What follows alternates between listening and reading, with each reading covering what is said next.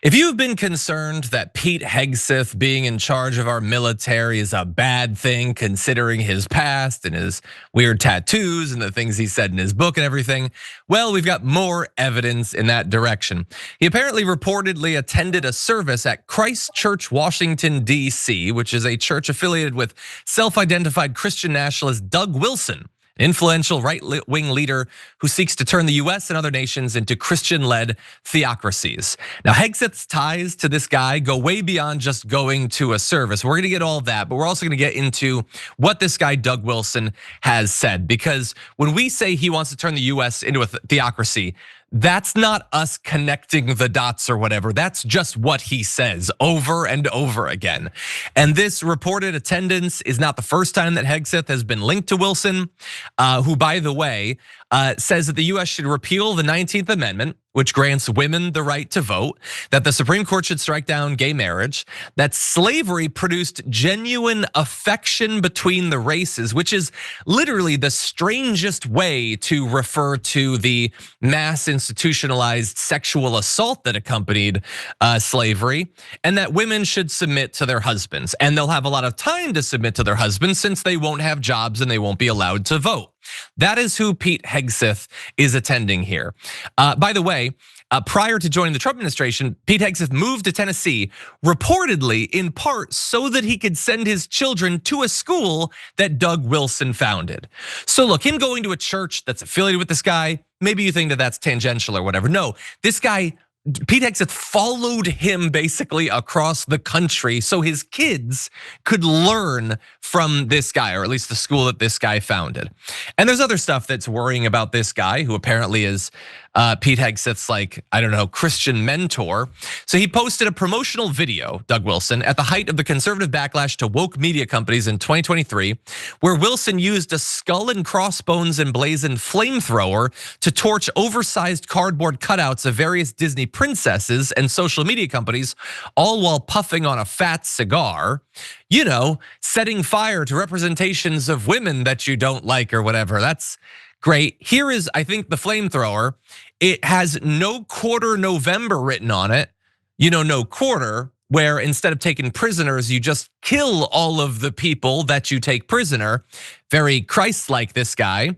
He has at various points referred to women as small-breasted biddies, lumberjack dykes, and the C word.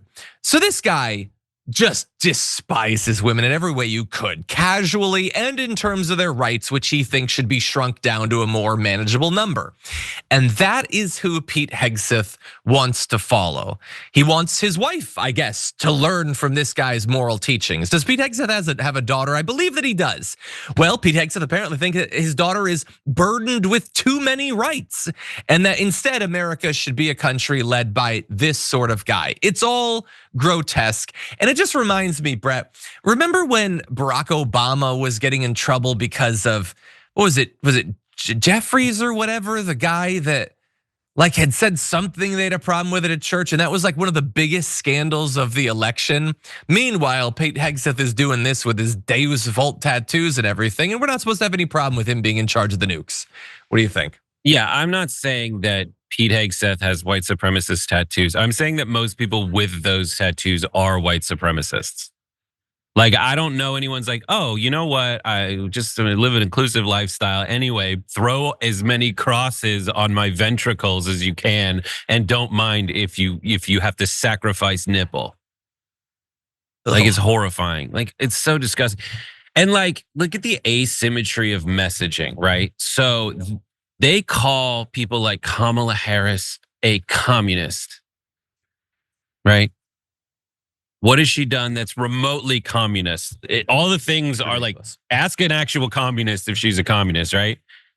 Meanwhile, Pete Hegseth is sending his kid to an avowed white nationalist school.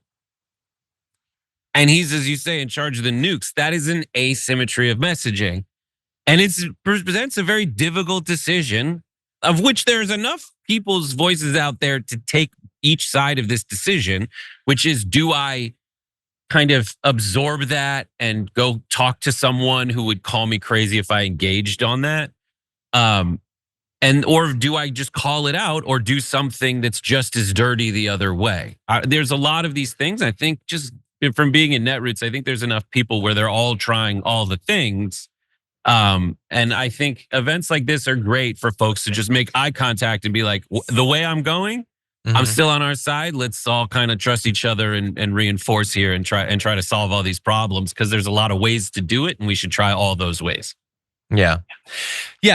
Look, this dude, Doug Wilson, is free to say whatever he wants, but for a guy in charge of the military to be obsessed by his teachings to the extent that you'd move your family when this guy is calling for effectively an end to the US Constitution, like that this is utterly inconsistent with our actual Constitution. The founders did not want to set up a Christian theocracy.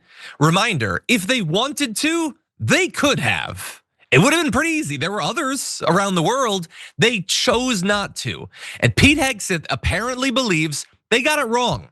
Screw them, screw the multi-100-year experiment of American democracy. We're done with that. We're going with the Bible now. This guy is effectively an ideological anti-American traitor. He hates the Constitution. He hates the rights that it gives to the majority of the population when it comes to women. And he's the one calling the shots for our military.